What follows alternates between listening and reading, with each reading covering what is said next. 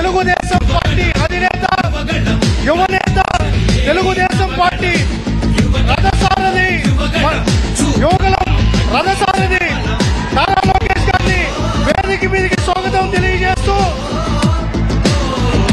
యువ దళపతి తెలుగుదేశం పార్టీ భవిష్యత్తు యువనేత తెలుగుదేశం పార్టీ జాతీయ ప్రధాన కార్యదర్శి యువనేత నారా లోకేష్ గారికి స్వాగతం తెలియజేసుకుంటూ జై తెలుగుదేశం, జై తెలుగుదేశం, జై తెలుగుదేశం.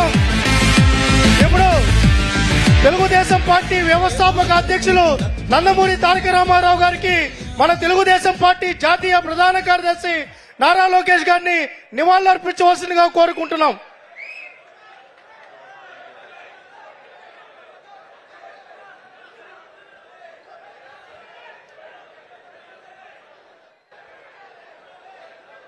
జోహార్ అన్న ఎన్టీఆర్, జోహార్ అన్న ఎన్టీఆర్, జోహార్ అన్న ఎన్టీఆర్. నారా చంద్రబాబు గారి నాయకత్వం, నారా చంద్రబాబు గారి నాయకత్వం, నారా లోకేష్ గారి నాయకత్వం, నారా లోకేష్ గారి నాయకత్వం. జై తెలుగుదేశం, జై తెలుగుదేశం.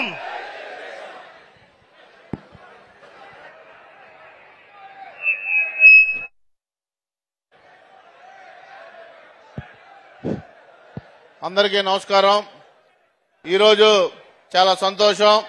మన పార్వతీపురం నియోజకవర్గ కార్యకర్తల సమావేశానికి మన జాతీయ పార్టీ ప్రధాన కార్యదర్శి, మన అందరి ఆశా జ్యోతి, మన కోటి కుటుంబాలకి ఏకైక మన అందరి అండాదండా చూసే మన నాయకుడు నారా లోకేష్ గారు రావటం, అలాగే ఈ కార్యక్రమానికి మన గౌరవ మంత్రివర్యులు సంజయ్ రాణి గారికి, వేదిక మీద ఉన్న పెద్దలందరికీ పేరు పేరున నా నమస్కారాలు. ఈరోజు దయచేసి మీ సెల్ ఫోన్లన్నీ కొంచెం కింద పెట్టండి అమ్మా అందరూ. ఈరోజు చాలా సంతోషం. మన పార్వతీపురం నియోజకవర్గ కార్యకర్తల సమావేశానికి మన నారా లోకేష్ గారు రావటం, గత ఎన్నికల్లో మనం ఏ విధంగా గడిచిన ప్రభుత్వం పైన మీరందరూ పోరాటం చేసి ఇక్కడ మన్యం జిల్లాలోనే అత్యధిక మెజార్టీ తోటి మన శాసనసభ్యులు విజయ్ గారిని గెలిపించుకున్నారు. అదే కసితోటి మన ఈ అరకు పార్లమెంట్ లో కూడా 5 సీట్లు మనందరం గెలుచుకున్నాం. ఈ రాష్ట్రం గత ప్రభుత్వంలో ఈ ప్రాంతానికి ఏ విధమైన అన్యాయం చేసిందో మీరందరూ కూడా పార్టీ కష్టకాలంలో నిలబడ్డారు.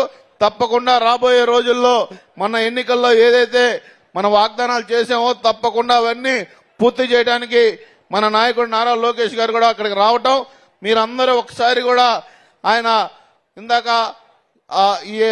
పోయిన మన ఏ పరిస్థితిలో ఈ యొక్క ప్రాంత అభివృద్ధికి కూడా తెలుగుదేశం పార్టీ కట్టుబడి ఉందని కూడా తెలియజేసుకుంటూ ఇప్పుడు ఈ యొక్క పార్లమెంట్ పార్టీ అధ్యక్షులు శ్రావణ్ గారిని మాట్లాడవలసిందిగా కోరుతా ఉన్నాం. అందరికీ నమస్కారం. జాతీయ ప్రధాన కార్యదర్శి గారు ఈరోజు మన పార్వతీపురం రావడం మన చాలా ఆనందకరమైన విషయం. ఈ డయాస్ మీద ఉండి మన కార్యకర్తలందరితో మాట్లాడడానికి ఒక వేదికను ఏర్పాటు చేయమని అడగడం, రాష్ట్రంలో ప్రతి నియోజకవర్గంలో ప్రతి కార్యకర్తతో మనం నిరంతరం టచ్ లో ఉండాలని ఒక సంకల్పంతో తీసుకున్న నిర్ణయంగా ఇది అందరూ కూడా చూడొచ్చు. ఈ కార్యక్రమం విచ్చేసినటువంటి మంత్రివర్యులు సంజయ్ రాణి గారికి, ఇక్కడ ఉన్నటువంటి పార్వతీపురం ఎమ్మెల్యే గారికి, అదేవిధంగా మన జోనల్ ఇన్ఛార్జ్ గారు సత్యాన్న గారికి, మన ఎమ్మెల్సీ గారికి అందరికీ కూడా ప్రత్యేక ధన్యవాదాలు తెలియజేస్తున్నాం. నేను ఎక్కువసేపు మాట్లాడినా 2 నిమిషాలు మాట్లాడితే చిన్న విషయం చెప్పేసి ముగిస్తాను. అన్న, మీ అందరికి గుర్తుందా మన ఎలక్షన్ ముందు ఎంత ఇబ్బంది పడ్డాం, ఎంత కష్టపడ్డాం మీ అందరికీ తెలుసు. విజయన్న ఎమ్మెల్యే అవ్వకుండా ముందు చాలా చాలా చాలా కేసులు పెట్టించుకున్నాం, అన్ని విధాలు కూడా ఇబ్బంది పడ్డాం. ఈ కష్టం అంతటి కూడా మనమందరం కూడా దీనికి తుంచివేయాలి, తొక్కివేయాలని ఒక ఆక్రోశం మనందరిలో ఉండింది. అలాంటి టైంలో పాదయాత్ర రూపంలో మన దగ్గరికి రాలేకపోయినప్పటికీ కూడా శంకరావం అనే రూపంతో మన పార్వతీపురం రావడం జరిగింది. నాకు తెలిసి ఇదే గ్రౌండ్ లో మన శంకరావం పెట్టాం. శంకరావం పెట్టినప్పుడే అన్న లోకేష్ గారు ఒక మాట చెప్పారు, నేను తప్పనిసరిగా రేపొద్దున్న కార్యకర్తల దగ్గరకు వచ్చి మాట్లాడడం జరుగుతుంది, ప్రతి ఒక్కరి కష్టాన్ని నేను తీర్చడం జరుగుతుందని చెప్పడం జరిగింది. మాట ఇచ్చారు, మాట నిలబెట్టుకున్నటువంటి నాయకుడు మన లోకేష్ బాబు గారు. ఎందుకు ఈ విషయం చెప్తున్నానంటే 175 నియోజకవర్గాలు, ఇటు ప్రభుత్వం చూడాలి, ఇటువైపు పార్టీ చూడాలి. ఈ 175 నియోజకవర్గాల్లో కూడా ప్రతి కార్యకర్తకు కూడా నేను అండగా ఉంటాను. ప్రతి వ్యక్తికి కూడా కేసులు పెట్టినప్పుడు కానీ, ప్రతి ప్రాంతానికి అభివృద్ధి కలిగినప్పుడు కావాల్సి వచ్చినప్పుడు కానీ, సంక్షేమం అయినా సరే ఈ అన్నిటికీ కూడా నేను కేర్ ఆఫ్ అడ్రస్ గా ఉంటానని చెప్పి గత ప్రభుత్వంలో ఉన్నప్పుడు ఏదైతే పాదయాత్ర, యువగలం పాదయాత్ర చేసినప్పుడు చెప్పడం జరిగింది. లేకపోతే శంకరావం కానీ అనేక కార్యక్రమాలు చేసినప్పుడు కానీ మనకు హామీ ఇవ్వడం జరిగింది. ఒక భరోసాతో ఈ రోజు మనం ముందు నడిపించడానికి ఒక నాయకుడిగా ఈ రోజు మన రావడం జరిగింది. మీ అందరు కూడా చిన్న కథ చెప్పాలి. ఇక్కడ ఉన్న వాళ్ళందరూ కూడా మన కార్యకర్తలే. గతంలో మనందరికి తెలిసిన కథే. మా నాన్నగారు చనిపోయినప్పుడు నాకు ఫస్ట్ టైం లోకేష్ గారు, ఇది నిజంగా ఏదో మొగసుతికి చెప్పట్లేదండి, నిజంగానే దైవ ప్రమాణం చేసి చెప్తున్నా, నేను ఫస్ట్ టైం లోకేష్ గారిని కలవడం అప్పుడే. ఇంటికి వచ్చారు, భుజం తెప్పటి తమ్ముడు నీకేం కాదు, నీ కుటుంబంగా నేను ఉంటానని చెప్పడం జరిగింది. సరే మంత్రి పదవి ఇచ్చారు, సరే సీట్ కూడా ఇవ్వడం జరిగింది. ఆ రోజు ఉన్నటువంటి పరిస్థితుల్లో మనం అందరం కూడా ఓడిపోవడం జరిగింది. అయితే మొన్న జరిగినటువంటి ఎలక్షన్ లో 2024లో కొన్ని అనివార్య కారణాల వల్ల నాకు సీట్ రాలేదు సార్ అనేసి నేను ఫోన్ చేయడం జరిగింది సార్కి. సార్ చాలా బిజీగా ఉన్నప్పుడు నాకు సీట్ రాలేదు సార్, మీరే నాకు దిక్కు అన్ని కూడా మీరే అని చెప్తే ఆయన ఏమన్నారు తెలుసా, భవిష్యత్తులో ఏ రోజు ఏ ఇబ్బంది జరిగినా నేనున్నాను శ్రావణ్, నీకు నువ్వేం కంగారు పడవసరం లేదు అని చెప్పడం జరిగింది. నేను భయపడ్డా, నిజంగానే నేను భయపడ్డా. నిజంగా నాయకుడు అలాగే చెప్తారు, ఎలక్షన్ అయిపోయిందో నా పరిస్థితి ఏంటా అని నిజంగానే భయపడ్డా.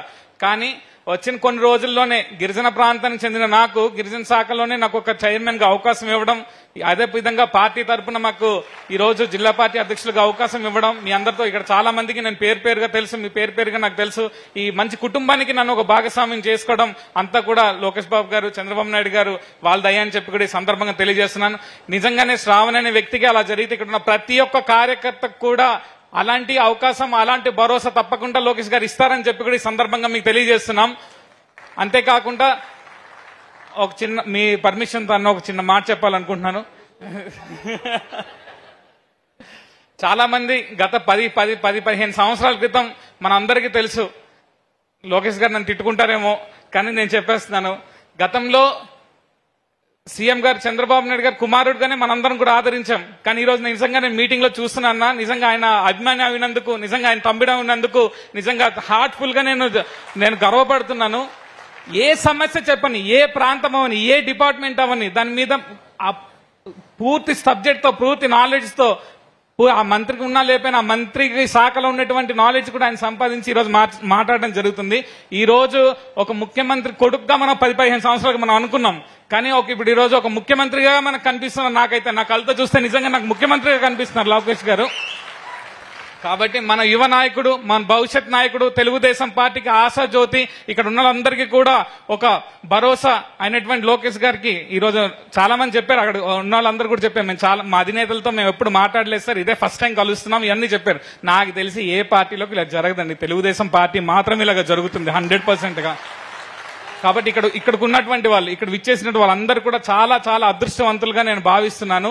ఏ కష్టమైన, ఏ ఇబ్బంది అయినా సరే మన పార్టీలో ఒక సంస్థాగతంగా ఒక వ్యవస్థ ఉంది, ఆ వ్యవస్థలో అందరం కూడా మీకు అండదండగా ఉంటామని చెప్పే ఉద్దేశంతో బాస్కుడి వాళ్ళు మన దగ్గర రావడం జరిగింది. మీ అందరూ కూడా బాగా ఆదరించి మంచి కార్యక్రమం చేశారు. అన్న విజయన్న థ్యాంక్స్ అన్న, లోకేష్ అన్న తీసుకొచ్చే మంచి కార్యక్రమం జరుగుతుంది.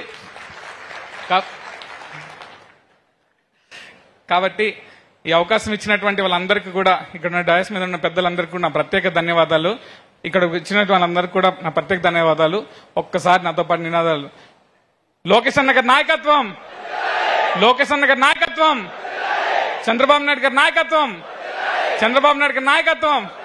జై తెలుగుదేశం, జై తెలుగుదేశం, జై Telugu Desam. Thank you very much అన్న. ఇప్పుడు గౌరవ మంత్రివర్యులు సంధ్యా రాణి గారిని మాట్లాడాల్సిందిగా కోరుతాం. జై తెలుగుదేశం. అందరికీ నమస్కారం. మనం ఒక సంవత్సరం ముందు మనం బయటికి వెళ్ళాలంటే ఒక భయం, ప్రచారం చెయ్యాలంటే ఒక భయం, ఎక్కడ కేసులు పెడతారో, ఎక్కడెవరు కొడతారో, ఎక్కడ తిడతారో, ఎక్కడ మన కుటుంబం వాళ్ళ ఉద్యోగాలు పోతాయో, ఎక్కడ మనకు తెలిసిన వాళ్ళ కాంట్రాక్టులు పోతాయో అని భయపడుతున్న సమయంలో నేనున్నాను అనుకుంటూ వచ్చి యువగలం పాదయాత్రతో తెలుగుదేశం పార్టీ కుటుంబ సభ్యులందరికీ ధైర్యాన్ని, నమ్మకాన్ని, విశ్వాసాన్ని నింపినటువంటి ఒకే ఒక్క యువగలం నాయకుడు మన లోకేష్ బాబు గారికి హృదయపూర్వకంగా నమస్కారాలు తెలియజేస్తున్నాను. ఆ రోజు నిజంగా మనం బయటికి వెళ్ళాలంటే చాలా భయపడిన రోజులున్నాయి. ఈ రోజు మన పార్టీ అధికారంలోకి వచ్చిన తర్వాత చాలా మంది మేము ఉన్నామనుకొని రావచ్చు. ఆ రోజు మనం ధర్నా చేస్తే ఎంతమంది వచ్చేవాళ్ళు? 20, 30, మాక్సిమం 50 మంది. 10 మందితో కూడా, తమ్ముడున్నాడు అప్పుడు, 10 మందితో కూడా మనం కూర్చున్న సందర్భాలు ఉన్నాయి. అంతెందుకు, నేను జిల్లా పార్టీ ప్రెసిడెంట్ గా పార్వతీపురం వచ్చి పార్వతీపురంలో ఒక ఆఫీస్ తీద్దామంటే తీయనివ్వని పరిస్థితిలో ఆ రోజు మన పార్వతీపురం నియోజకవర్గం ఉందా లేదా మీరే చెప్పండి. ఒక పార్టీ ఆఫీస్ తీయాలంటే ఒప్పుకోని పరిస్థితి. కానీ ఈరోజు మనందరికీ కూడా ఒక సోదరుణ్ణి పంపించి పార్వతీపురానికి విజయ్ అయితే బాగుంటారని తీసుకొచ్చి ఇక్కడ పెట్టి మీ అందరి ఆదరాభిమానాలతో గెలిపించడానికి ముందుకు పెట్టినటువంటి మన లోకేష్ బాబు గారికి మనందరం హృదయపూర్వకంగా ధన్యవాదాలు తెలియజేసుకోవాలి. పార్వతీపురానికి ఈ క్యాండిడేట్ అయితే బాగుంటుందని ఆ రోజు మన ముఖ్యమంత్రి నారా చంద్రబాబు నాయుడు గారు ఆశించి తీసుకొచ్చినటువంటి ఈ మార్పులకి ఈరోజు మనందరం కూడా ఇంత ప్రశాంతంగా కూర్చొని ఈరోజు మనందరం కార్యక్రమం చేసుకోగలుగుతున్నాం. ముఖ్యంగా లోకేష్ బాబు గారి గురించి 2 విషయాలు చెప్పాలి. దయచేసి నాకు 2 నిమిషాలు టైం ఇచ్చారు కానీ ఈ విషయం మాత్రం చెప్పాలి. లోకేష్ బాబు గారు మాట్లాడితే తెలుగు ఏదో ఒక్క తత్రపాటు జరిగితే తెలుగే రాదు, అమెరికాలో ఉండొచ్చు కదా, తెలుగు వచ్చి ఏం చేస్తారు అని మాట్లాడినటువంటి కొన్ని నోళ్లు ఏదో మాట్లాడితే ఏదో ఒక పప్పని అదని ఇదని చెప్పిన వాళ్ళు ఈరోజు నిప్పు కనికై ముందుకెళ్తున్నటువంటి లోకేష్ బాబు గారిని చూసి ఒక్కొక్కడు షట్టలు తడుపుకొని వేరే రాష్ట్రాలకు పారిపోతున్నటువంటి బూతుల మంత్రులను మనం ఇంతకు ముందు చూసాం. ఆ బూతుల మంత్రులు ఈరోజు ఒక్కొక్కడు లోకేష్ బాబు గారు ఏ బుక్ పట్టుకున్నా రెడ్ బుక్ లాగే కనిపిస్తుంది వాళ్ళకి.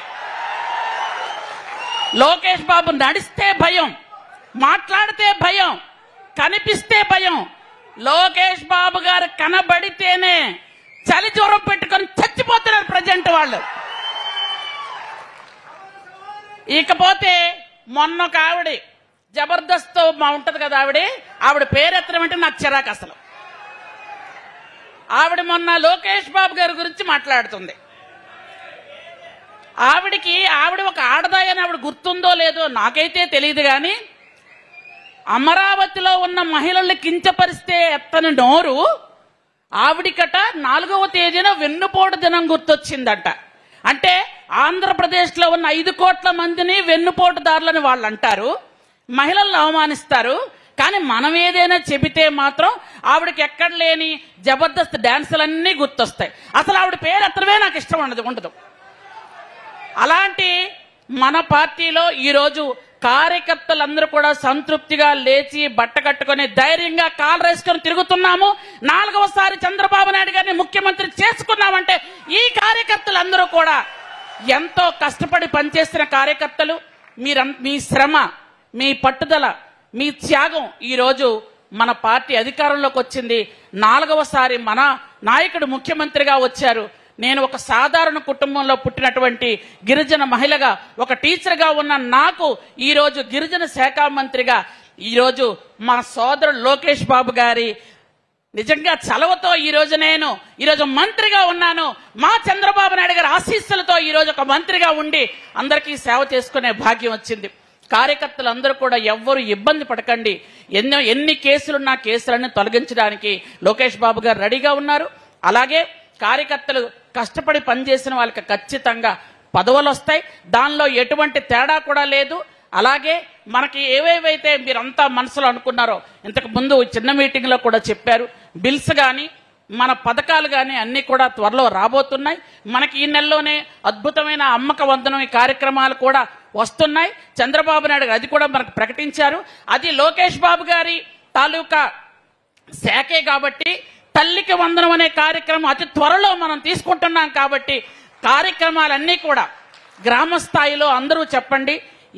మళ్ళీ చెప్తున్నాను, తెలుగుదేశం పార్టీ కార్యకర్తలే మా బలం, మా బలగం మీరందరూ ఉంటేనే ఈరోజు ఈ పార్టీ ఉంటుంది.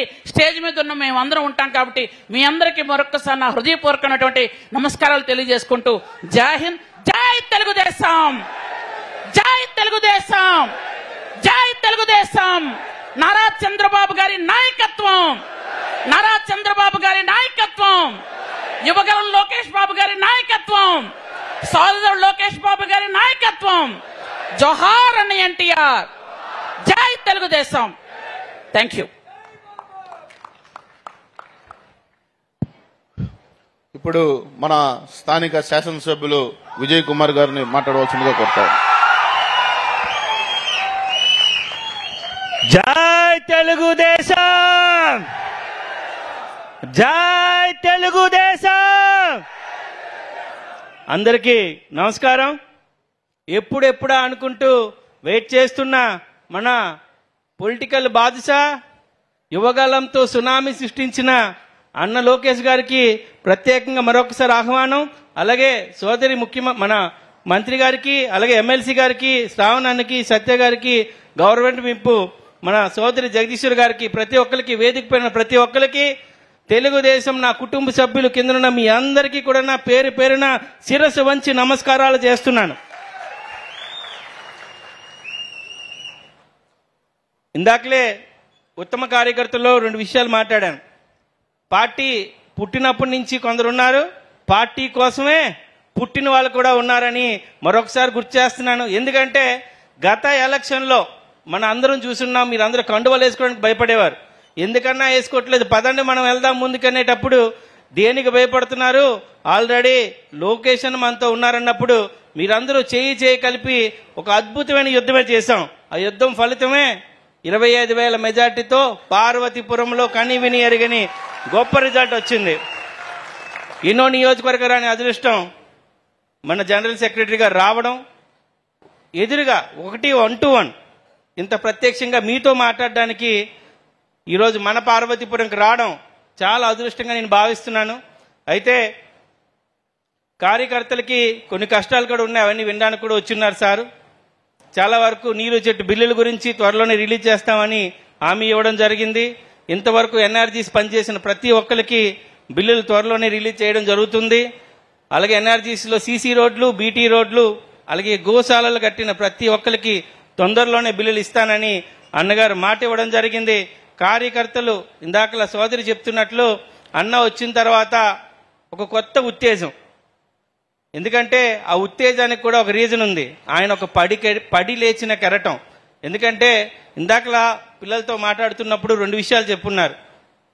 ఏదో గెలిచే నియోజకవర్గాన్ని అవసరం ఉన్నా కానీ ఛాలెంజింగ్ తీసుకోవాలని చెప్పి మంగళగిరి తీసుకున్నప్పుడు ఆయన చెప్తున్న ప్రతిసారి మాట ప్రతి కార్యకర్త శ్రద్ధగా గ్రహించాల్సిన అవసరం ఉంది. ఎక్కడైతే కోల్పోయాం అక్కడి నుంచి ఎత్తుక్కోవాలనే ఒక గొప్ప సందేశాన్ని నీకు నాకు ప్రతి ఒక్కరికి ఇస్తున్నారనే విషయాన్ని మీరు గుర్తుపెట్టుకోండి. ఈరోజు మీరందరూ కూడా కార్యకర్తలందరూ కూడా ఒక ఎప్పుడు లోకేష్ అన్న గారితో ఫోటో తీసుకోవాలన్నా ఏం చేయాలన్న ఆలోచనకుండా ఉన్నారు. ప్రతి ఒక్కరికి ఫోటో ఇస్తున్నానని ఇందాకలు కూడా చెప్పున్నారు. ఇంత గొప్ప నాయకుడు దొరకడం చరిత్రలో చాలా అరుదు. ఎందుకంటే ఆయన ఆవేశంగా మాట్లాడితే అన్న ఎన్టీఆర్ కనబడతారు, ఆయన ప్రశాంతంగా మాట్లాడితే చంద్రబాబు కనబడతాడు. ఇద్దరు కలియకే అన్న లోకేష్ అన్న. ఆయన నవ్వు మనందరికీ వరం, ఆయన కోపం బులుగు పార్టీకి ఒక పెద్ద శాపం. ఎందుకంటే ఆయన పేరు చెప్తేనే చాలా మంది గుండె నొప్పులు వస్తున్నాయి, హైదరాబాద్కి ముంబైకి పరిగెడుతున్నారు. మామూలుగా లేదు, ట్రెండింగ్ లో అన్న పేరు చాలా పెద్దగా అవుతుంది. ఎందుకంటే నాకు తెలిసి ఒక ప్రధానమంత్రి ముఖ్యమంత్రులతో కూర్చోవడం చూసుకున్నాం, కానీ అన్నను పిలిచి మాట్లాడారంటే అదొక పెద్ద ట్రెండ్ సెట్టింగ్ అన్న. అది మామూలు విషయం కాదు. ఒక ప్రధాని పిలిచి మాట్లాడారంటే అది ఊరకనే కాదు, అంటే ప్రతికూల పరిస్థితుల్లో కూడా యువగలాన్ని నడిపించడం. మనందరం ఆలోచించండి, అంత కష్టకాలంలో మన కుటుంబ సభ్యులకు ఎవరికైనా ఏమైతే మన ఆలోచన ఒక్కోసారి తడబడకుండా అడుగులో అడుగు వేసుకుంటూ ఎంత దూరమైనా వస్తానని చెప్పి ఇచ్చిన మాట ప్రకారం ప్రతి ఒక్క నియోజకవర్గానికి యోగాలను నడిపించారు. ఆ యోగాలను నడిపించడమే కాకుండా మిగిలిపోయిన ఏరియాలందరికీ శంకారాం అని చెప్పి ఇదే స్థలంలో మండు టెండలు అప్పుడు కూడా ఇంతే ఎండ ఉంది, ఎండను కూడా పట్టించుకోకుండా కొన్ని టెక్నికల్ రీజన్లో కూడా అప్పుడు సహకరించకపోయినా ప్రతి కార్యకర్తకి ఒక మెసేజ్ ఇచ్చున్నారు. తిరిగి మళ్ళీ నేను వస్తాను, మీ అందరినీ కలుస్తాను, ఆ మాట నిలబెట్టుకున్న అన్న మన లోకేష్ అన్న. మీ అందరికీ తెలిసిందే ఇంకొకటి, పార్వతీపురం నియోజకవర్గం తెలుగుదేశానికి ఒకప్పుడు కంచుకోట. గత 30 సంవత్సరాల ముందు 30 సంవత్సరాల్లో మీరు ప్రతి సంవత్సరం కష్టపడుతూనే ఉన్నారు. ఆ ఫలితాన్ని కూడా చూశారు ఏమైంది. ఎందుకంటే ఇక లోకేష్ అని ఇన్స్పెక్టర్ మన దగ్గర లోపాయికారి రాజకీయాలు ఇక పార్వతీపురంలో తెలుగుదేశం పార్టీకి ఉండవు. కండువా వేసుకున్న ప్రతి తెలుగుదేశం కార్యకర్తని, ప్రతి తెలుగుదేశం మహిళని, ప్రతి తెలుగుదేశం యువకుని, ప్రతి ఒక్కరిని ఈ పార్వతీపురంలో ఉన్న కార్యకర్తలందరూ కూడా నా కుటుంబ సభ్యులే. మీ రేషన్ కార్డులో లేకపోయినా, మీ ఆధార్ కార్డులో లేకపోయినా కానీ మీ ఇంటిల్లో ఉంటూనే ఉన్నాను. మీకు కష్టం వచ్చినా నష్టం వచ్చినా మీతోనే ఉంటున్నాను. నా తల్లిదండ్రులు ఒకటి నేర్పు వదిలారు ఎప్పుడున్నా, నీ కోసం ఒక అడుగేస్తే వాళ్ళ కోసం 100 అడుగులు వేయని. మీరు తెలుగుదేశం పార్టీ కోసం ఒక అడుగేస్తున్నారు. అందుకనే మీకోసం నేను ఎన్ని అడుగులైనా సిద్ధంగా ఉన్నాను. ఒకసారి మాట ఇస్తున్నాను. ఆ విషయాలు కూడా చూశారు. మీకు కష్టం వచ్చిన ప్రతిసారి పరిగెట్టి వస్తున్నా, మీకు అందుబాటులో ఉంటున్నాను. మీ అందరి సమక్షంలో పార్వతీపురానికి ఒక చరిత్ర గల ప్రదేశం.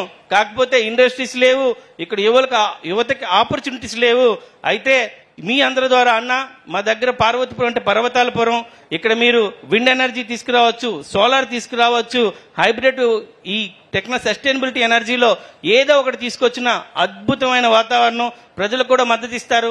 తద్వారా కార్యకర్తల కుటుంబాల్లో చదువుకున్న పిల్లలందరికీ ఉద్యోగాలు వచ్చే అవకాశాన్ని మీ ద్వారా జరుగుతుందని ఆశిస్తున్నాను. కొద్దో గొప్ప ఇప్పుడే మేము ఎడ్యుకేషన్ మీద పెట్టున్నాం. కార్యకర్తల పిల్లలను కూడా మీరు, ఎందుకంటే కుటుంబం 1 కోటి జనాభాగా కుటుంబానికి ఒక అన్నలాగా నించున్నారు, ఒక మూల స్తంభంలాగా నించున్నారు లోకేష్ అన్న. ప్రతి యువకునికి ఆయన ఒక జీవిత పాఠం నిజంగానే ఒక మోడల్గా తీసుకోవాల్సిన అవసరం ఉంది. ఒక తండ్రికి ఎలాగైతే నించోవాలి, కార్యకర్తకి ఏమైతే చేయాలన్న ఆలోచనతో ముందున్న లోకేష్ అన్న ఈ తెలుగుదేశం పార్టీలో మీ ఉంటున్నందుకు, ఈ కండువాని గుండె మీద చేసుకుంటున్నందుకు నిజంగా ఎన్నో జన్మల పుణ్యం చేసుకుంటేనే కార్యకర్తగా అవుతాం. చాలా మంది పార్టీలకి కొన్ని పద్ధతులు లేవు, కానీ తెలుగుదేశం పార్టీకి ఒక పద్ధతులు ఉన్నాయి. తెలుగుదేశం పార్టీలో కార్యకర్తే అధినేత. ఈ అధినేతలు చూడడానికే మన జనరల్ సెక్రటరీ మీ దగ్గరికి రావడం జరిగింది. ఆయనకున్న బిజీ షెడ్యూల్లో కార్యక్రమాన్ని పార్వతీపురంలో పెట్టుకోవడమే కాకుండా ఈరోజు మీ అందరినీ కలవాలన్న ఉద్దేశంతో రావడం చాలా అద్భుతం. ఈ అద్భుతాన్ని ఖచ్చితంగా అన్న మీరు మళ్ళీ వచ్చినంత వరకు మా గుండెల్లో ఉంచుకుంటాం. మీరు ఇచ్చిన ఇన్స్పిరేషన్, మీరు ఇచ్చిన స్ఫూర్తి రేపు రాబోతున్న ఎలక్షన్లో మనం చూపించాల్సిన సత్తా దగ్గరికి వచ్చింది. అన్న ఊరకనే రాలేదు మీలో, రేపు రాబోతున్న ఎంపీటీసీ, జడ్పీటీసీ, మున్సిపల్ ఎలక్షన్స్ కి కావాల్సిన ఎనర్జీని ఇవ్వడానికి వచ్చున్నారు. మీరందరూ సిద్ధంగా ఉన్నారా? మీరందరూ కూడా తెలుగుదేశం కోసం గట్టిగా మరొకసారి జై తెలుగుదేశం అనండి. సరిపోలేదు, ఇంకా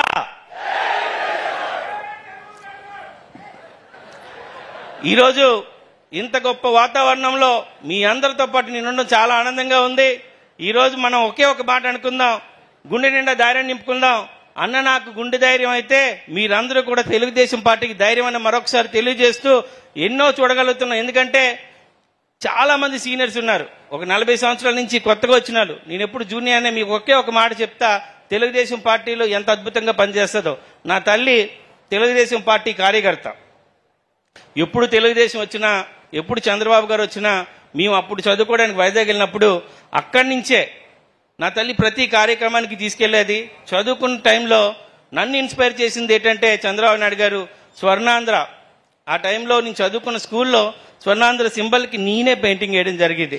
అలాంటి స్వర్ణాంధ్ర పెయింటింగ్ సోషల్ వెల్ఫేర్లో చూసుకున్న వ్యక్తితో నిన్న రేపు అసెంబ్లీలో కూర్చుంటూ ఆయనతో మాట్లాడుతున్నాను. ఒక సామాన్య కార్యకర్త, ఒక ఆర్టీసీ కండక్టర్ కొడుకుని నన్ను ఒక అసెంబ్లీకి పంపించి మీ గొంతుగా నన్ను వినిపించడానికి తయారు చేసింది తెలుగుదేశం పార్టీ. పార్టీకి ఉన్న గొప్పతనం అది. అంతేకాదు, ఇందాకల సంధ్యారాణి అక్క కూడా చెప్పున్నారు ఒక సామాన్యురాలని. అలాగే మన ఎంపీటీసీ నుంచి ఎమ్మెల్యే చేశారు, మన గవర్నమెంట్ విప్ కూడా ఇవ్వడం జరిగింది. అది తెలుగుదేశం పార్టీకి ఉన్న కార్యకర్తల పైన నిబంధత. ఇలాంటి కథలు ఎన్నో, ఇలాంటివన్నీ ఇంకే పార్టీలోనే కనపడవు. ఒక్క తెలుగుదేశం పార్టీలో కనబడతాయి. మీ అందరికీ కూడా అవకాశాలు వస్తాయి. కొందరికి పదవులు వస్తాయి, కొందరికి పనులు వస్తాయి, కొందరికి పార్టీలో పదవులు వస్తాయి. ప్రతి ఒక్కరు ఒక సమానంగా వెళ్లాల్సిన అవసరం ఉంది. ప్రతి ఒక్కరిని సమన్వయం చేసుకున్న అవసరం ఉంది. ఈరోజు మనం రెగ్యులర్గా మాట్లాడితే, ప్రతిరోజు పోరాటమే. ఈ రోజు నుంచి అన్న ఒక మెసేజ్ ఇవ్వడం జరిగింది. కొన్ని చోట్ల ఇంకా కొన్ని గ్రామాల్లో రౌడీ షీటర్లు మన మర్డర్ కేసులు నెరుకున్న బుల్లుగు పార్టీ వాళ్ళు ఇంకా జులుం చూపిస్తున్నారు. కాబట్టి దానికి కూడా స్వస్తి పలికే అవకాశాన్ని అన్న తీసుకున్నారు. ఇక ప్రతి కార్యకర్త చెప్తున్నా, భయం లేకుండా కండువా వేసుకుని కాలు దగ్గరేసుకుని తిరిగే అవకాశం మనకు ఆల్రెడీ వచ్చింది. ఇంకొంచెం ఉత్సాహంతో పనిచేసే అవకాశాన్ని మనం సద్వినియోగం చేసుకుందాం. ఈ యొక్క కార్యక్రమానికి వచ్చిన ప్రతి కుటుంబ సభ్యులకి, పార్వతీపురంలో ఉన్న ప్రతి కుటుంబ సభ్యులు, సియుబి నుంచి వచ్చిన క్లస్టర్స్, యూనిట్, బూత్, మహిళలు, కార్పొరేటర్లు, చైర్మన్లు, అలాగే మన ఎంపీటీసీలు, జడ్పీటీసీలు, ప్రతి ఒక్కరికి పేరు పేరున మీ ఇంటింటి కథలు తెలుగుదేశం పార్టీలో ఒక అద్భుతం. కానీ ఇది చెప్పే అవకాశం కాదు. మొత్తానికి మన ముఖ్య అతిథి ఈ కార్యక్రమానికి వచ్చిన మన అన్న లోకేష్ గారితో మనందరూ ఇంటరాక్ట్ అవుదామని ఈ అవకాశం ఇచ్చిన మరొకసారి మన పెద్దలకి అందరికీ, అలాగే సత్యాన్నకి మరొకసారి నమస్కారాలు తెలియజేసుకుంటూ సెలవు తీసుకుంటున్నాను. జై హింద్.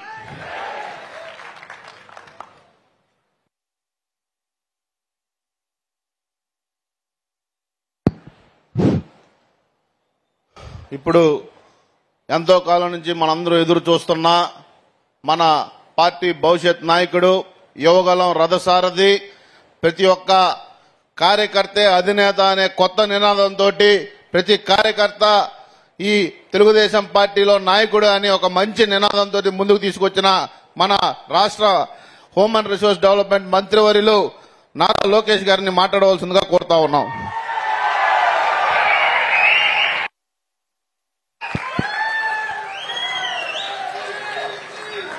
ముందు అందరు ఫోన్ల కింద పెట్టండి అబ్బా, అందరూ ఫోన్ల కింద పెట్టండి. ఎవరన్నా ఫోన్లో వీడియో తీస్తే ఆగా ఫోన్ నేను తీసుకెళ్లి అమ్మేసి ఆ డబ్బులు కార్యకర్తల సంక్షేమ నిధిలో పెడతా. నేను ఎందుకు చెప్తున్నానంటే ఇది మన కుటుంబం సంబంధించిన వ్యవహారం. ఇదిగో ఆ ఫోన్ పట్టుకోబా, ఆ ఫోన్ పట్టుకో. కుటుంబానికి సంబంధించిన విషయం. అందరూ ఫోన్లు పట్టుకుని వీడియోలు తీస్తే మళ్ళీ నేనేం మాడతా. ఈ కార్యక్రమం ఎందుకు ఏర్పాటు చేస్తామంటే ముఖాముఖి మన ఇంట్లో ఉన్న సమస్యలు మనం మాట్లాడుకోవాలి, చర్చించుకోవాలి, మన సమస్యలు మనం పరిష్కరించుకోవాలి.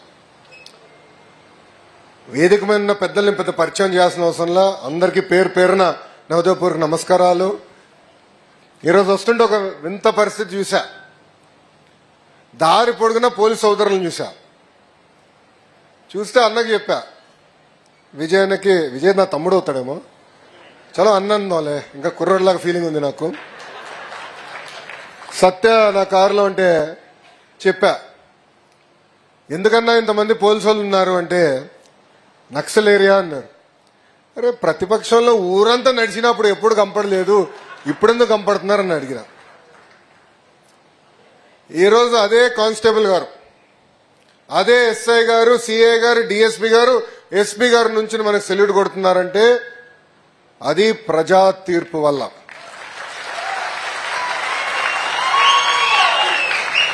అది ఈరోజు మన సమాజం గొప్పతనం. మనందరూ ఒక్కసారి గుర్తుపెట్టుకోవాలి, 2019 నుంచి 24 వరకు మనం ఎట్లా అరెస్ట్ చేశారో.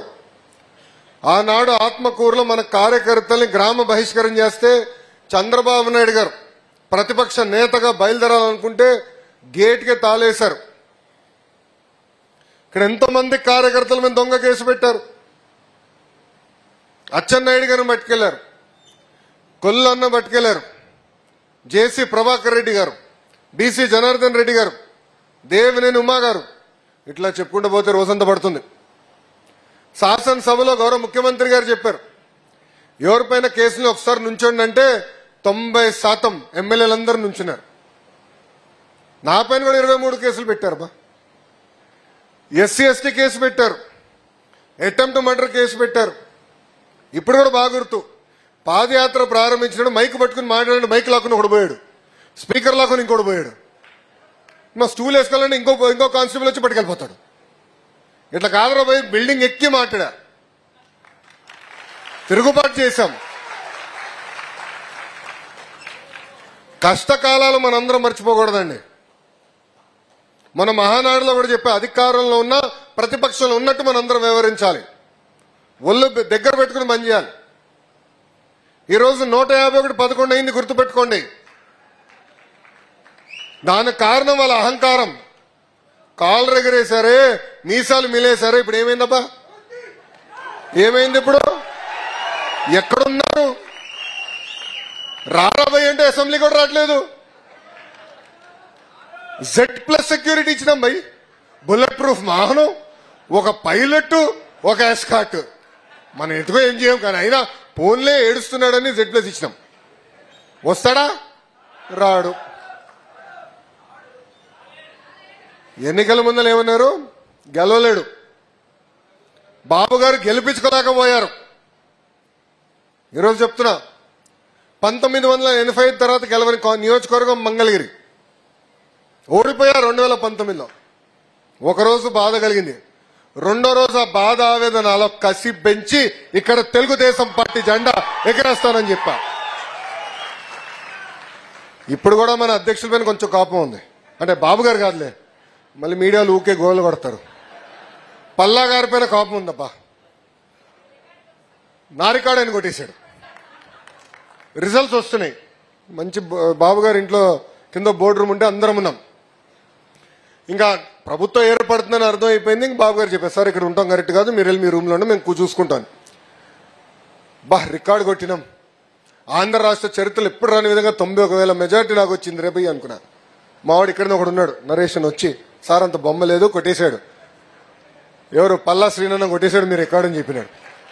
ఫోన్లు 20 అనుకున్నా. వెళ్ళి అప్పుడు మనం తీసుకుందాం, ఎలక్షన్ పత్రం ఇస్తారు కదా, వెళ్ళి బయటకు వచ్చే మళ్ళీ మా పిఆర్ఓ కూడా వచ్చి, సార్ 2వ స్థానం కూడా ఉష్ అన్నాడు. ఏమైంది రాబోయ్ అన్న? భీమిలిలో గంటా శ్రీనివాస్ గారు కొట్టేశారన్న. చలో కనీసం 3వ స్థానంలో బతికినా అనుకున్నా. అంటే ఆంధ్ర రాష్ట్రం, ఉమ్మడి ఆంధ్ర రాష్ట్రం ఏర్పడిన తర్వాత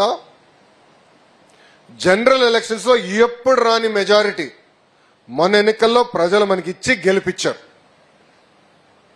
దానికి కారణం 2. మొదటిది అహంకారం, హెరాస్మెంట్, అడ్డగోలుగా అరెస్టులు, బూతులు, ఇవన్నీ ఇలాంటి ప్రభుత్వం మాకు వద్దు అని ఆనాడు చెప్పారు. రెండోది, బాబు గారు వస్తే, కూటమి ప్రభుత్వం ఏర్పడితే, కేంద్రం రాష్ట్రం ఒకే ప్రభుత్వం ఉంటే అభివృద్ధి సంక్షేమంలో ఆంధ్ర రాష్ట్రం ముందరికెళ్తున్న లక్ష్యంతో ప్రజలు మన ఆశీర్వదించారు, దీవించారు, గెలిపించారు.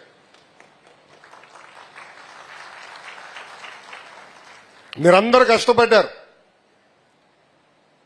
బాధుడే బాధుడు, ఇదేమి కర్మ మన రాష్ట్రానికి, బాబు షూరిటీ, భవిష్యత్తు గ్యారంటీ, శంకరావం, ఈ 4 కార్యక్రమాలు డోర్ టు డోర్ మీరు తిరిగారు, గడప గడప దొక్కారు. బాబు గారు నాకు చెప్పారు పాదయాత్రలో ఫోన్ చేసి, అరే క్లస్టర్ యూనిట్ బూత్ వ్యవస్థ తీసుకొద్దాం అనుకుంటే, అన్న అది ఎప్పుడవుతుంది స్వామి అన్న. మీ స్పీడ్ నాకేం తెలుసు.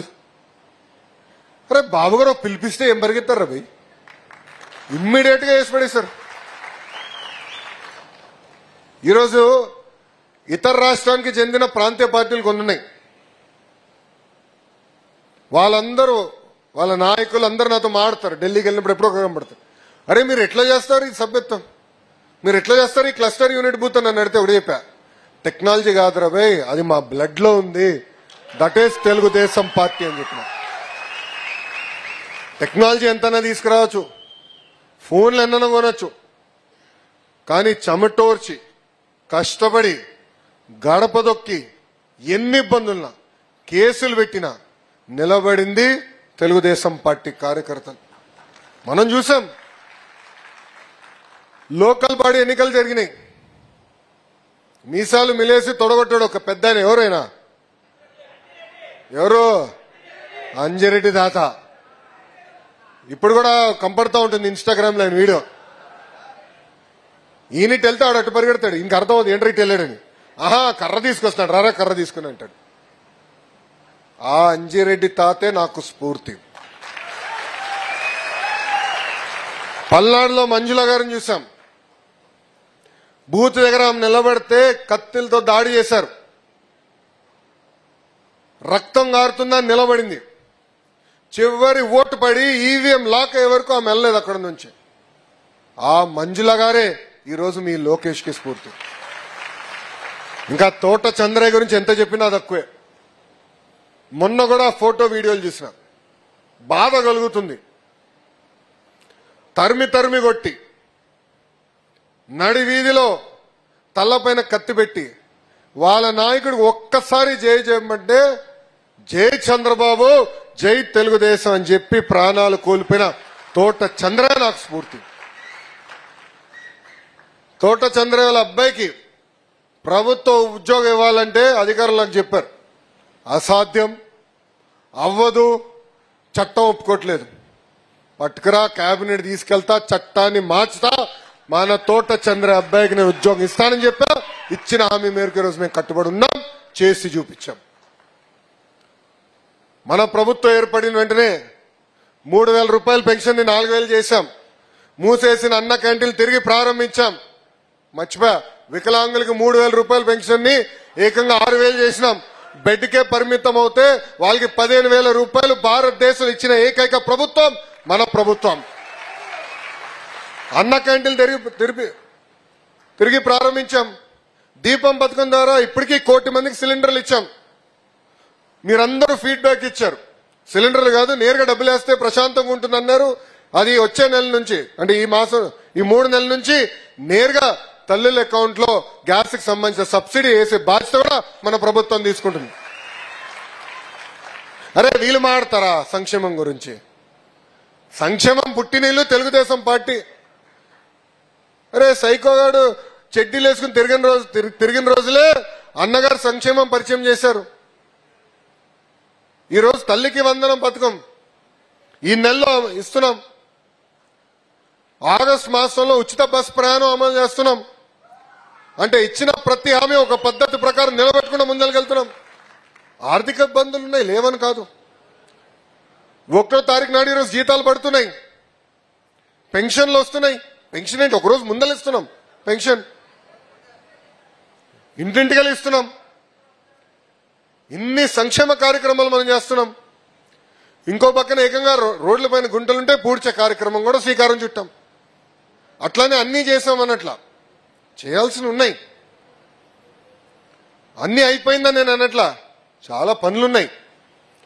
కానీ వాళ్ళు చేస్తున్న దుష్ప్రచారాన్ని తిప్పికొట్టాల్సిన బాధ్యత మనందరిపైన ఉంది. ఇప్పుడు తల్లికి వందనం జూన్ మాసంలో ఇస్తాం. మీరు చూస్తున్నారు డబుల్ ఇంజిన్ సర్కార్.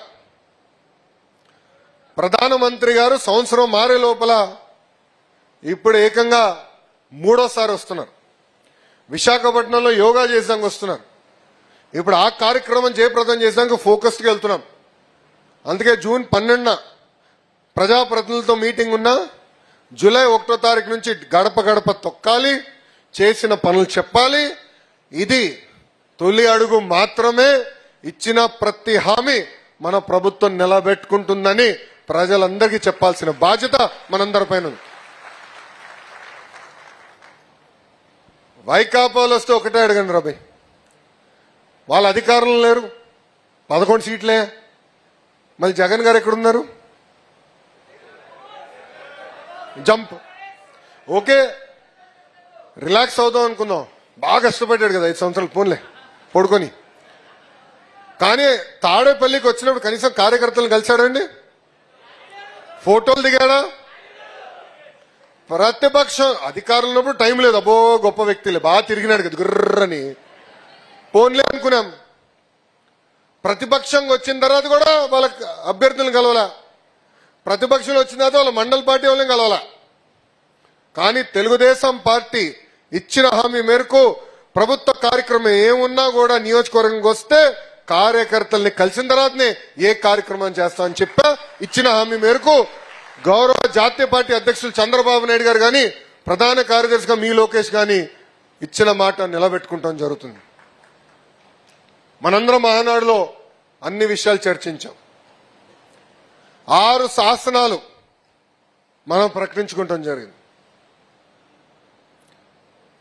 సిద్ధాంతాలు మనం మార్చట్లేదు, కానీ మారిన కాలానికి పరిగణనలో తీసుకుని మన విధానం ఇంకా మెరుగుపరచాల్సిన అవసరం ఉంది.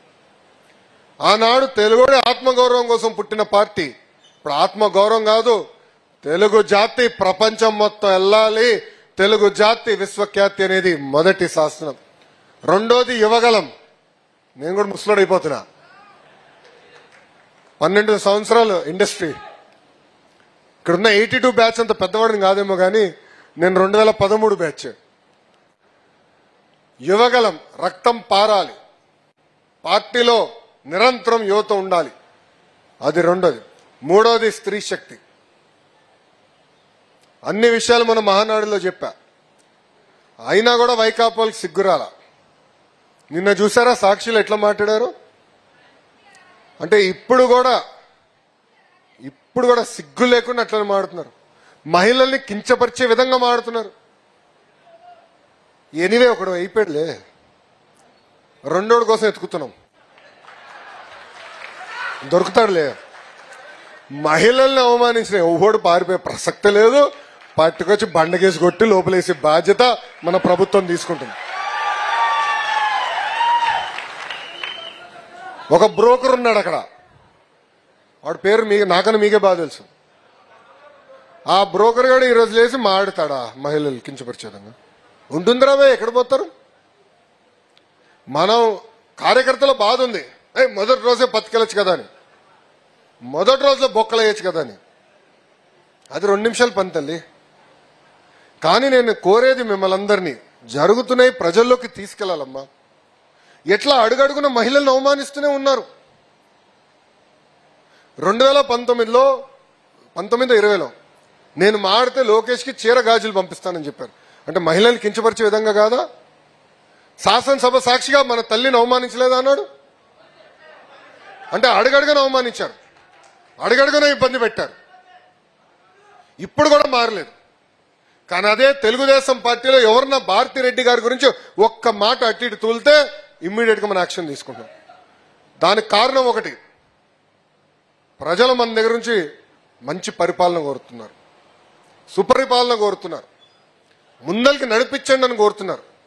వాళ్ళు చేస్తున్నారు కనుక మనం కూడా చేస్తే వాళ్ళకు పట్టిన గతే మనకు పడుతుందని దయచేసి కార్యకర్తలు ఆలోచించమని కోరుతున్నాం. మన ఎవరు అడిగారు, అన్నా ఎలా ఉన్నావు అన్నాడు. అన్నా ఈ పాదయాత్రనే హాయిగా ఉందన్నా. ఎందుకు రాబోయే అన్నాడు. టైంకి పడుకున్నాడు, టైంకి లేచేవాడు అన్న. వేదిక మీద చాలా మందికి తెలుసు, మా మాస్టర్ గారు చిరంజీవి గారు కూడా బాగా తెలుసు. మన గ్రాడ్యుయేట్ ఎమ్మెల్సీలో గెలిచిన పౌరుడు బా, అందరు తొంగి చూస్తున్నారు ఎవరబ్బా అయినా అని. అందరు తెలిసిన వ్యక్తే, బోలా శంకరుడు, నన్నే వాయిస్తూ ఉంటాడబ్బా. అంత స్పీడ్ వద్దురా బాయ్. పాప మా శ్రీకాంత్ అన్న ఏం చేస్తాడు, రామ్ గోపాల్ రెడ్డి ఏం చేస్తాడు, అందరికి తెలుసు. వేదిక ఉన్న వాళ్ళందరికీ పొద్దున్న 2, 3 కూడా మెసేజ్లు పెట్టిన రోజునే అధికారంలోకి వచ్చిన. పడుకోట్ల, నిరంతరం కష్టపడాలి, ప్రజలకు అందుబాటులో ఉండాలి. అధికారంలోకి వచ్చిన అజం అని కాదు, ప్రజల మనోభావాల ప్రకారం మనం నడవాలి. కొన్ని సంస్కరణలు తీసుకొచ్చినప్పుడు ఇబ్బంది ఉంటుంది, కన్విన్స్ చేయాలని అహర్నిశలు పనిచేస్తుంది. బాబు గారి గురించి ఇంకా నేను చెప్పాల్సిన అవసరం లే, ఆయన తగ్గేదే లేదంటున్నాడు రాబాయ్. ఆయన స్పీడే వేరు. మొన్న కుప్పంలో గోపురవేశం చేసుకున్నాం, మీ అందరు చూసుంటారు కదా. అక్కడ ఆయన చెప్తున్నాడు, ఏమన్నా ఆయన చెప్తున్నారు, గోపురవేశం చేసిన పంతులు గారు చెప్తున్నారు, బాబు గారు తగ్గరు, 100 స్పీడ్, 100 సంవత్సరాల పై బతుకుంటారంటే. అమ్మా అందరూ మంచిదే రాబాయ్ అని నేను పక్క నుంచి అడుగుతున్నా. ఆగండి, ఇప్పుడే చప్పట్లు పడతారండి, ఆగండి. పక్క నుంచి అడుగుతా, స్పీడ్ ఏం తగ్గుతాడు రా భయ్ నాని. తగ్గేదేలే, ఈయన తగ్గడు రా భయ్ నీకు అన్నాడు. జగన్మోహన్ రెడ్డి గారు 5 సంవత్సరాల్లో తిరిగింది, బాబు గారు 11 నెలలు తిరిగి వదిలి పడేశారు. గిర్రం తిరుగుతున్నారు, ఎండనా వాననా కార్యకర్తలను కలుస్తున్నారు, అహర్నిశలు కష్టపడుతున్నారు. దారి తప్పిన రాష్ట్రాన్ని సరైన దారిలో పెట్టాలి, ఇచ్చిన హామీలు మనం నిలబెట్టుకోవాలి అనే లక్ష్యంతో అహర్నిశలు పనిచేస్తున్నారు గౌరవ ముఖ్యమంత్రి చంద్రబాబు నాయుడు గారు. వయోభారం ఎక్కడ కంపడకుండా చేస్తున్నారు, అది ఆయన ఉన్న గొప్పతనం. అంటే మన అధినేత అంత కష్టపడితే మనందరం ఎంత కష్టపడాలో దయచేసి అందరూ ఆలోచించమని ఈ సభాముఖంగా కోరటం జరుగుతుంది. అంతేకాకుండా కొన్ని విషయాలు మీకు తెలియాలి. ఇప్పుడు ప్రాంతాల మధ్య విభేదాలు రెచ్చగొట్టడానికి ప్రయత్నిస్తారు, కులం మతం కూడా వాడతారు. అప్రమత్తంగా ఉండాలి. ఈరోజు విశాఖ స్టీల్ ప్లాంట్ కాపాడింది ఎవరు? మనం. ఈరోజు అతిపెద్ద స్టీల్ ప్లాంట్, భారతదేశంలోనే అతిపెద్ద స్టీల్ ప్లాంట్ ఉత్తరాంధ్రకు తీసుకొచ్చింది ఎవరు? మన ప్రభుత్వం. విశాఖపట్నానికి అనేక ఐటీ పరిశ్రమలు ఈరోజు వస్తున్నాయంటే, టీసీఎస్ కానీ గూగుల్ కానీ ఎన్ని వస్తున్నాయంటే తీసుకొచ్చింది ఎవరు? మన ప్రభుత్వం. రైల్వే జోన్ ఏర్పాటు చేసింది ఎవరు? మన ప్రభుత్వం. దానికి కారణం డబుల్ ఇంజిన్ సర్కార్.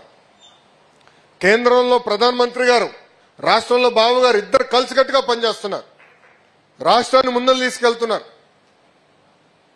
ఎస్, చంద్రబాబు నాయుడు గారికి అన్ని రకాలుగా అండగా నిలబడాలని బాబు గారు కోరతం లేటు ఈరోజు ఇస్తున్నారు. మీరే ఆలోచించండి. 5 సంవత్సరాలు రైల్వే జోన్ పట్టుకొచ్చారా? విశాఖపట్నానికి వాళ్ళు ప్యాకేజ్ తీసుకొచ్చారా? విశాఖపట్నం ఒక్క ఐటీ కంపెనీని తీసుకొచ్చారా? గాల్లో తిరిగాడు. అట్లా చేశారు. మనం పనిచేశాం, తీసుకొచ్చాం. మనం అందరం కూడా కూటమి ధర్మం పాటించాలి.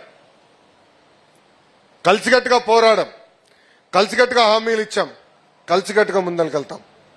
విడాకులు ఉండవు, క్రాస్ ఫైర్లు ఉండవు, మిస్ ఫైర్లు ఉండవు.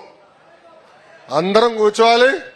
ఓయ్ మా బాలబాబు ఉంది పట్టుకురాదు రాబాయ్, రేపైనా పుట్టినరోజు రాబాయ్.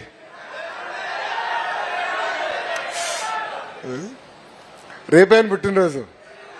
ఇక్కడ అన్ని వైజాగ్లో అన్ని పనులు చేసుకుని రాత్రి పరిగెడుతున్నాం మళ్ళీ రేపు సాయంత్రం. ఎంతనో ముద్దలు మావే కదా, వదిలిపెడతావా చెప్పు. కలిసికట్టుగా పనిచేయాలి, మిత్రధర్మం పాటించాలి. అందరం కలిసికట్టుగా ముందరికెళ్తేనే మనం అనుకున్న లక్ష్యాలు మనందరం సాధించగలుగుతాం. ఇంకా మన నియోజకవర్గంకి వచ్చేగల 2-3 విషయాలు చెప్పదలుచుకున్నాం. ఉత్తమ్ కార్యకర్తలు కలిసినప్పుడు కానివ్వండి, ఇతర కార్యకర్తలు కలిసినప్పుడు నాకు చెప్తాం జరిగింది. ఇక్కడ ప్రధానంగా ఇంకా కొంతమంది రౌడీ ఎలిమెంట్స్ కొంచెం ఎక్కువ తక్కువ అరుస్తున్నారు, దూకుతున్నారని చెప్పారు. వాళ్ళందరికీ ఫుల్ స్టాప్ పెట్టే బాధ్యత నేను తీసుకుంటా. కరెక్ట్ గా 3 వారాలు ఇవ్వండి. 3 వారాల్లో ఫుల్ స్టాప్ పెడతాం. రెండోది, అక్కడక్కడ ఇంకా అధికారుల్లో మార్పు రాలేదని పెద్దలు నాకు చెప్పారు. చెప్తాను, పూర్తి చేయనియబ్బా, పూర్తి చేయనియండి. దాంట్లో కొన్ని ట్రాన్స్ఫర్స్ విషయాలు అన్ని విధి విధానాలు తొందరలో ప్రకటిస్తున్నాం, అది కూడా చేస్తాం. అదే మీకు అర్థమైంది, నేను చెప్పాల్సిన అవసరం లే, అది చేస్తున్నాం. అంతేకాదు, ఈ 6 శాసనాలు ఎందుకు ప్రకటించామంటే అధికారులు కూడా తెలిసేదానికి, కార్యకర్తలే అధినేత అని తెలిసేదానికి నేను ప్రకటించా. వాళ్ళకు కూడా సూటిగా చెప్పే బాధ్యత, చేపించే బాధ్యత నేను తీసుకుంటానని ఈ సభాముఖం తెలుపుకుంటూ, చివరిగా 2 విషయాలు. ఒకటి, కార్యకర్తల పైన ఉన్న కేసులు. నేను పార్టీ ఆఫీస్కి సమాచారం ఇవ్వమని మిమ్మల్ని అందరినీ గతంలో కోరా. దాంట్లో భాగంగా సుమారుగా 2800 ఎఫ్ఐఆర్ పార్టీ ఆఫీస్కి వచ్చినాయి. దాంట్లో దాదాపు 15,000 మంది పైన కేసులు ఉన్నాయి.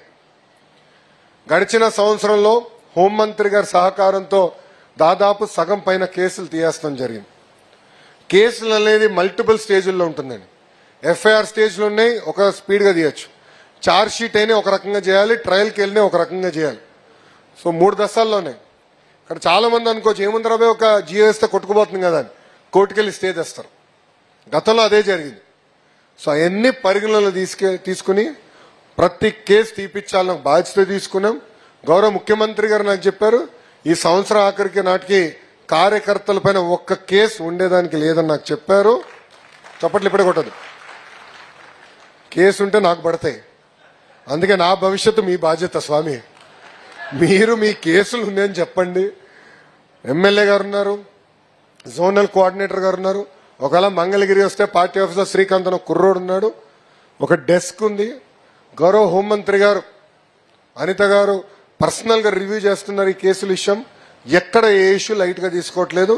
దయచేసి కేసుల విషయం కార్యకర్తలందరూ సీరియస్ గా తీసుకోవాలని ఈ సభాముఖంగా కోరుతున్నాను.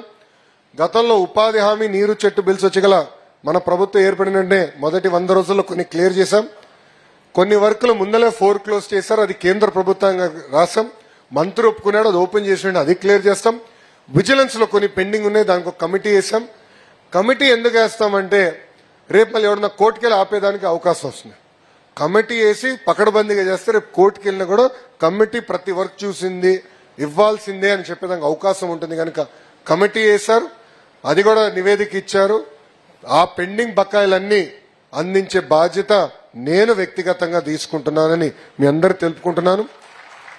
ఇప్పుడే కొంతమంది కార్యకర్తలు చెప్పారు 24 డిసెంబర్ తర్వాత కొన్ని పేమెంట్స్ రాలేదు ఉపాధి హామీదని కొంతమంది కార్యకర్తలు చెప్పారు. అది నేను పవనంతోనే పర్సనల్ గా నేను మాడతాను, ఈ కార్యక్రమం ఏంటో పవనంతోనే మాడతా. ఎందుకు పెండింగ్ ఉందో కనుక్కుని అధికారులతో కూడా చర్చించి అది ఇమ్మీడియట్ గా రిలీజ్ చేయించే బాధ్యత మేము తీసుకుంటాం.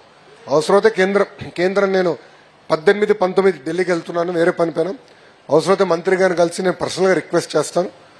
మనం అడిగింది న్యాయబద్ధంగా అన్ని కేంద్ర ప్రభుత్వం కూడా చేసేదానికి సిద్ధంగా ఉంది. ఇది చేపించే బాధ్యత నేను తీసుకుంటానని ఈ సభాముఖంగా కార్యకర్తలు అందరూ తెలుపుకుంటూ, ఎర్ర బుక్ గురించి మర్చిపోయా.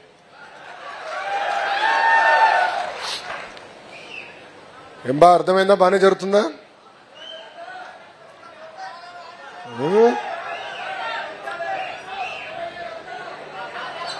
అందరిని పట్టుకెళ్ళమంటావా?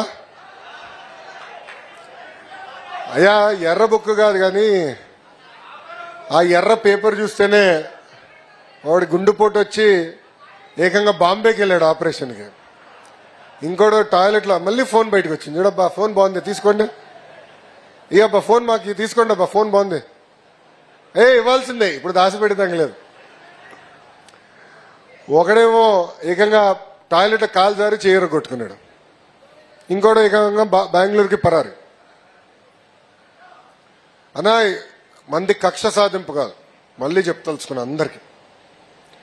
ఎవరైతే చట్టాన్ని ఉల్లంఘించి ప్రజల్ని కార్యకర్తలు ఇబ్బంది పెట్టారో చట్టపరంగా వాళ్ళపైన యాక్షన్ తీసుకుంటామని ఆనాడు చెప్పా, ఈనాడు చెప్తున్నా. దాంట్లో భాగంగానే యాక్షన్ తీసుకుంటే ఒక్కడికి బెయిల్ రాట్లా. చూసారా, ఒక్కడికి బెయిల్ రాట్లా.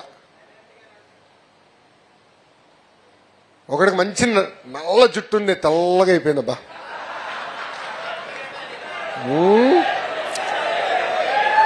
చూసారా, ఇప్పుడు అర్థమైందా రాజా? అర్థమైందా రాజా? అర్థమైందా రాజా?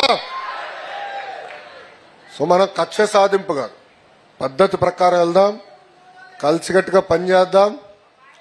ప్రజలు ఎప్పుడూ మన పట్ల ఉండాలి, ప్రజలకి అండగా నిలబడాలి, ప్రజలతో మనం కలిసి పనిచేయాలి. అప్పుడే ప్రజల ఆశీస్సులు మనకుంటాయి. అంతేగాని మహానాడు తర్వాత ఇంకా కోలుకోలేదురా స్వామి. మహానాడు తర్వాత పని చేసిన వాళ్ళు పడిపోయాం. ఆయన బాగానే ఉన్నాడు, పెద్ద పని చేయాల మహానాడులో. మీ ఎమ్మెల్యే గారు పెద్ద పని పెట్టినా ఏం చేయలేదులే, మేమందరం పడిపోయాం. టైం ఉంది బా, కంగారు ఎందుకు? మనం కూడా అహంకారంతో కాలు రెగరేసుకుని ప్రజలకి దూరం అయ్యి బూతులు ఎన్ని చేసుకుంటే మన పరిస్థితి కూడా అట్టనే ఉంటుంది. దయచేసి గమనించుకోవాలి. పార్టీ నుంచి ఎస్పెషల్లీ తెలుగుదేశం పార్టీ అంటే ప్రజల నుంచి కొన్ని ఆశలు పెట్టుకుంటాం. మన దగ్గర నుంచి మన పార్టీని చూసింటే కొన్ని ఆలోచనలు ఉంటాయి. దాని భిన్నంగా మనం పనిచేస్తే మటుకు మనం ఫినిష్ అవుతాం. దయచేసి ఇది కార్యకర్తలు అందరూ గుర్తుపెట్టుకోవాలని మళ్ళీ మళ్ళీ కోరుకుంటూ, అందరు చెప్తారు ఎంత ఎదిగితే అంత తగ్గుండాలని. ఇది మనందరం నేర్చుకోవాలి.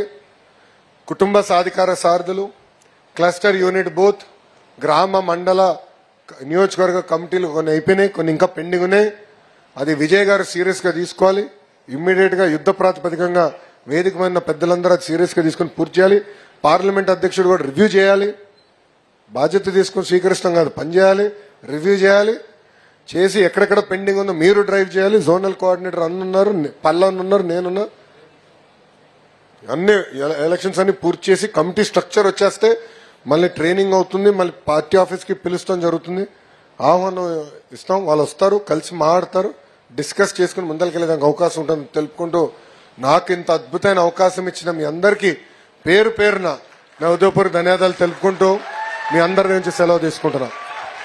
జోహార్ అన్న ఎన్టీఆర్, జోహార్ అన్న ఎన్టీఆర్, చంద్రబాబు నాయుడు గారి నాయకత్వం. చంద్రబాబు నాయుడు గారి నాయకత్వం. జై తెలుగుదేశం, జై తెలుగుదేశం. నేను ముగించే లోపల ఒక్క నిమిషం. చంద్రబాబు నాయుడు గారి నాయకత్వం తప్ప ఏముండదురా భయ్, నువ్వు భలే ఉన్నావు, ఏ ముందు పీకిచ్చేటట్టున్నావు. నా స్పీచ్ ముగించే ముందల పహల్గాం దాడిలో ఉగ్రవాదులు మన భారతదేశం భూభాగంలో వచ్చి అమాయకుల్ని ఎట్లా చంపేస్తారో మనందరం చూసాం. అమాయకులందరిని ఎట్లా చంపేస్తారో మనందరం చూసాం. 2004 నుంచి 14 వరకు ఇలానే భారతదేశం పైన సుమారుగా 25 నుంచి 27 దాడులు జరిగినాయి, ఉగ్రవాదుల దాడి. కానీ ఆనాటి ఉన్న ప్రభుత్వం ఏకంగా ఏడ్చేది, యుఎస్ వాళ్ళకి ఫోన్ చేసేవాళ్ళు, యునైటెడ్ నేషన్స్ వాళ్ళు ఫోన్ చేసేవాళ్ళు. కానీ మొన్న జరిగిన దాడికి ఏకంగా 28 నిమిషాలు సుమారు మనం ఎలా రెస్పాండ్ అయ్యామో మనందరం చూసాం. ఈరోజు మనందరం ఇక్కడ కూర్చుని ప్రశాంతంగా కార్యక్రమం చేయగలుగుతున్నారంటే దానికి కారణం మన సైనికులండి. మొన్న మన రాష్ట్రానికి చెందిన మురళీ నాయక్ గారు చనిపోతాం జరిగింది, పాకిస్తాన్ దాడిలో చనిపోతాం జరిగింది. మురళీ నాయక్ ఆ కుటుంబానికి ఒకే ఒక బిడ్డ, అక్క చెల్లెలు లేరు, అన్న తమ్ముడు లేరు. వాళ్ళ తల్లిదండ్రులు అడిగారు, ఎందుకబ్బా నీకు ఇది ఆర్మీ అన్ని అవుతే ఏంటి పరిస్థితి అంటే, మొత్తం భారతదేశం నా కోసం వస్తుందమ్మా అని చెప్పిన వ్యక్తి. దాడులు జరుగుతున్న సమయం కూడా అతని మిత్రుడికి మెసేజ్ పెట్టాడు, అరే ఇక్కడ మా పైన దాడులు చేస్తున్నారు, నేను బతుకుంటానా లేదో నాకు తెలియదు కానీ అమ్మ నాన్న అడిగానని చెప్పు, ధైర్యంగా ఉండమని చెప్పి తిరిగి కుటుంబానికి ధైర్యం చెప్పిన వ్యక్తి మురళీ నాయక్. మురళీ నాయక్ లాంటి జవాన్లు మన కోసం పోరాడుతున్నారు కనుక, మన కోసం నిలబడగలుగుతున్నారు కనుకనే మనందరం ఇక్కడ ప్రశాంతంగా కూర్చొని మాడుతున్నాం. అందుకే జవాన్లు ఎప్పుడు కంపడినా ఎక్కడున్నా వాళ్ళకి అండగా నిలబడాలి. కేంద్ర ప్రభుత్వం కానివ్వండి, లేదంటే మనకు మనసు వచ్చినప్పుడు ఒక కార్యక్రమం చేయాలనుకున్నప్పుడు మనందరం రోడెక్కాలి, దేశం జెండా పట్టుకుని ఎక్కాలని ఈ సభాముఖంగా కోరుతున్నా. ఎందుకంటే ఆ ఉగ్రవాదులకి మనం ఫుల్ స్టాప్ పెట్టాలంటే మనలో ఐక్యత ఉండాలి. ఆ ఉగ్రవాదులు తిరిగి మన భూభాగంలోకి రావాలని భయపడాలంటే ఒకసారి దాడి చేస్తే అటాక్ చేసామే, అలానే చేయాల్సిన అవసరం ఉంది, చేస్తున్నారు కూడా మన గౌరవ ప్రధానమంత్రి నరేంద్ర మోడీ గారు. అండగా నిలబడాలి, ఐక్యతతో పనిచేయాలి. మన జవాన్లు ఎప్పుడు కంపడినా సెల్యూట్ చేసి జై హింద్ కూడా చెప్పాల్సిన బాధ్యత మనందరి పైన ఉంది. ఎందుకంటే ఆ మురళీ నాయక్ కుటుంబం కలిసి చాలా బాధేసింది. సుమారుగా 5-6 గంటలు ఉన్న వాళ్ళతో, కుటుంబం మొత్తంతో మాట్లాడు.